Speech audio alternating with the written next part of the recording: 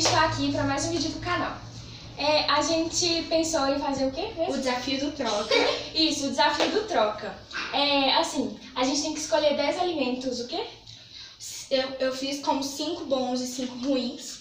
5 alimentos bons e 5 alimentos ruins. Tipo assim, ovo, chocolate. Aí a pessoa, como é que é? Aí a pessoa senta numa cadeira de olhos fechados, com um fone de ouvido com a música muito alta.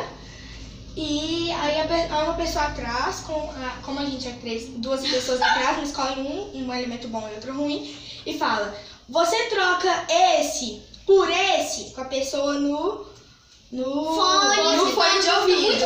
Isso.